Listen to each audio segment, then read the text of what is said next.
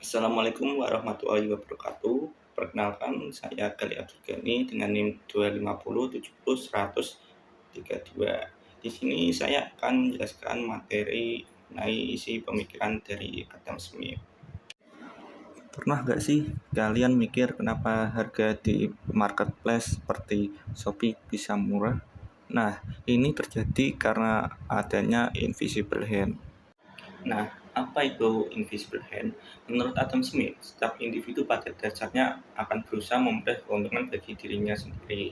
Namun, tanpa disadari, tindakan tersebut justru dapat memberikan manfaat bagi masyarakat secara keseluruhan. Konsep ini disebut tangan tak terlihat karena tidak ada pihak yang secara langsung mengatur pasar.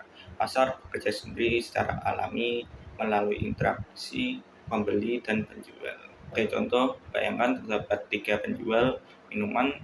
Penjual pertama menjual minuman dengan harga Rp8.000, yang kedua menjual minuman dengan harga Rp7.000, sedangkan penjual ketiga memberikan harga yang sama tapi dengan pelayanan yang lebih baik.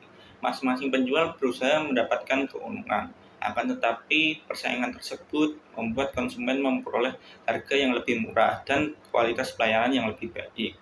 Inilah yang dimaksud Adam Smith sebagai invisible hand. Ketika setiap orang mengejar kepentingannya sendiri, pasar secara tidak langsung menghasilkan manfaat bagi banyak orang. Dalam kehidupan modern, konsep ini dapat kita lihat pada marketplace seperti Shopee ataupun Tokopedia.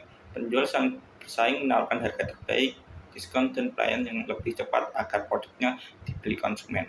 Akibatnya, konsumen memperoleh banyak pilihan dengan harga yang kompetitif. Konsep yang kedua ada division of labor atau pembagian kerja.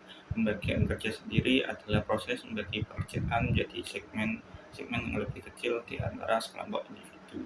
Tujuan utama teori ini adalah untuk mendistribusikan tugas penting di antara banyak orang daripada menugaskannya kepada satu individu saja. Konsep pembagian kerja diperkenalkan oleh ekonom Adam Smith pada tahun 1776. Pembagian tugas juga dapat meningkatkan efisiensi dan mendorong spesialisasi di berbagai bidang. Selain itu, hal ini menghemat waktu dan uang, meningkatkan produktivitas, dan mendorong kerjasama yang kuat dalam angkatan kerja. Namun penting untuk dicatat bahwa hal ini dapat mengakibatkan peran pekerjaan yang menonton bagi individu yang terlibat. Misal di sebuah pabrik sepatu, dalam proses pembuatannya ada banyak tahapan seperti memotong, menjahit, merekat hingga mengemas. Semua tahapan ini tidak mungkin dikerjakan oleh satu orang sekaligus karena membutuhkan waktu dan keterampilan yang berbeda-beda. Karena itu pembagian kerja menjadi sangat penting karena pekerjaan bisa berjalan lebih cepat, rapi, dan efisien karena setiap orang fokus pada tugasnya masing-masing. Yang ketiga ada free market atau bisa juga pasar bebas. Konsep yang ketiga yaitu free market, di mana sistem ekonomi memberikan kebebasan kepada individu maupun perusahaan dalam menjalani aktivitas ekonomi dengan sedikit atau tanpa intervensi dari pemerintah.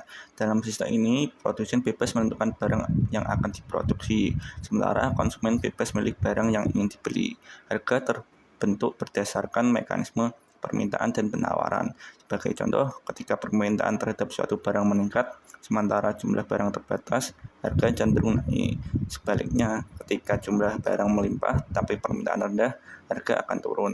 Dengan demikian, pasar dapat mengatur dirinya sendiri melalui interaksi antara pembeli dan penjual. Pasar bebas juga mendorong perusahaan untuk terus berinovasi dan meningkatkan kualitas produk agar mampu bersaing dengan perusahaan lain. Namun, pasar bebas tidak selalu berjalan sempurna apabila tidak ada pengawasan. Dapat muncul praktik monopoli yang merugikan masyarakat. Oleh karena itu, meskipun Adam Smith mendukung kebebasan ekonomi, pemerintah tetap memiliki peran penting dalam menjaga persaingan yang sehat dan melindungi kepentingan masyarakat. Sebagai penutup, dapat kita pahami bahwa pemikiran Adam Smith memberikan dasar penting bagi perkembangan sistem ekonomi modern, khususnya melalui konsep invisible hand, division of labor, dan free market. Ketiga konsep tersebut menunjukkan bahwa kebebasan individu dalam bertindak secara ekonomi dapat menciptakan efisiensi, produktivitas, dan keseimbangan pasar secara alami. Namun, dalam penerapannya, sistem ini tetap perlu disikapi secara kritis.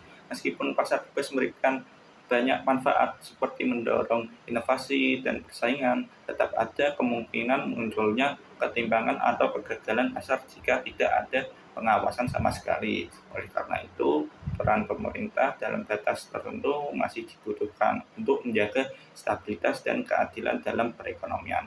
Demikian yang dapat saya sampaikan. Semoga videonya dapat bermanfaat. Assalamualaikum warahmatullahi wabarakatuh.